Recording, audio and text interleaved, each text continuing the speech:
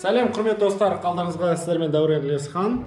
Біз бүгіннен бастап 2 апталық Хлоя Тин қарындасының, мана қыздың, істеген бүкіл әлем артынан қайталаған жаттығуларды жасаймыз. Бүгін бізде жексенбі таңнан түске дейін волейбол ойнадық.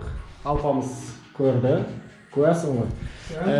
Қызық болды, өте керемет. Сосын түсте біз колледждің директорымен тағы да жолығып, колледждің 5 жылдық жоспарын жасауға келістік. Бұл жалпы мағлұмат сіздерге, ал қазір біз сол жаттығуды бастаймыз. Өте қиын жаттығу, бірақ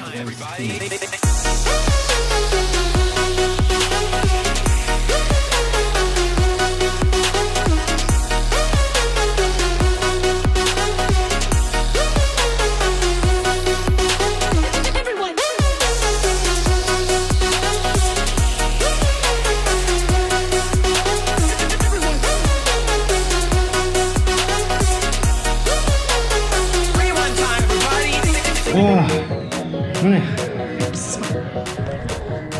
Хлоя Тин бірінші күн өтті. 2 апталық жаттығулар бірінші күн өтті. Тердегі сумен ақты. Маған қарайын деп албалса шашып кетті. Сүрілмеймін оды. Дұшпаныма да тілемеймін. Ей достар, осылай біздің жексенбі өтіп жатыр.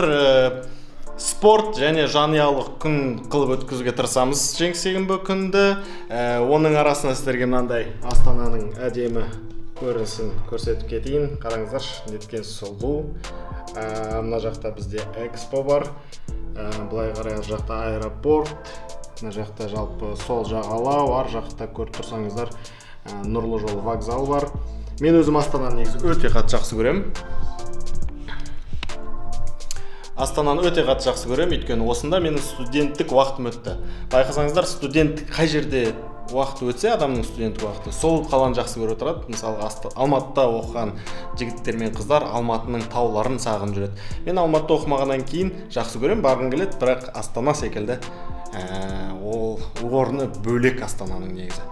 Осының арасында келесі аптаның жоспарын құрып осында қазір отырмыз. Соны кішкене сіздерге көрсете кетейін.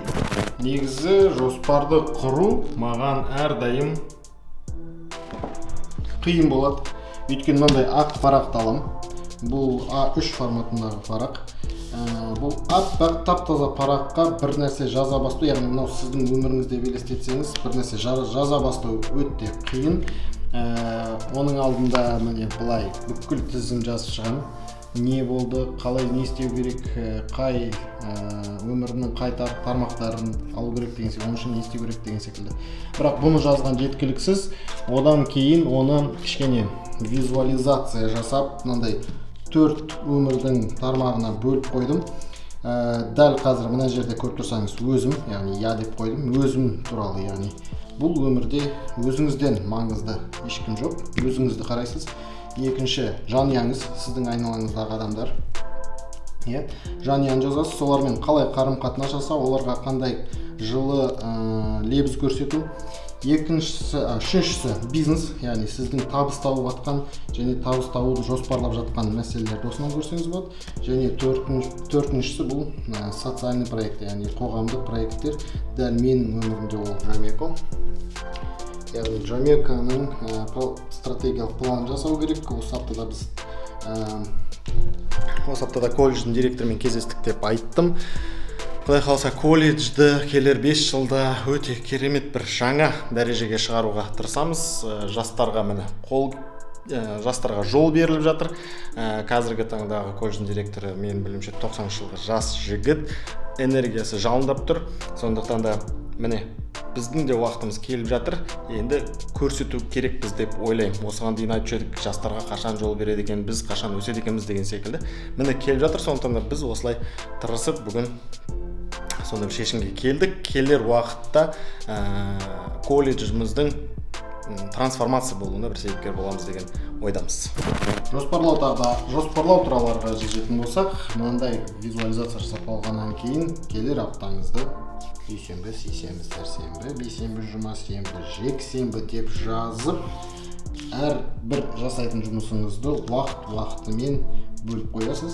Әр жұмысқа қанша уақыт беретін бөлуге болады. Өйткені егер де осындай жасамасаңыз, тірлік емес, мынандай қағаз болып қалады.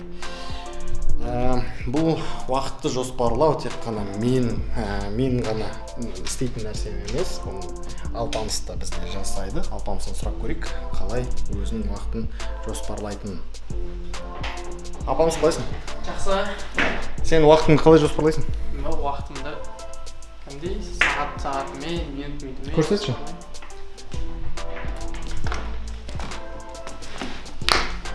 Мен Алпамыстың мынандай әдемі несі бар. Ой, мында жазулардың қандай керемет. Күнделікпен мына бағалар бар ма? Барынша күн. Сен 3-ке бөлесің, Иә. Бұл да айтпақшыдай достар, бір тәсілдердің бірі. Өте маңызды шаруалар бірінші жазасыз. Сосын маңызды, сосын маңызды емес. Не жерде бар ғой? Маңызды емес тірліктерді жазасыз. Бірақ қасына міндетті түрде әрбір іске қашан бастап, қаншада бітіретініңізді жазып қойыңыз. Істегеннен кейін мынандай галочка қойсаңыз болады, немесе тастасаңыз болады.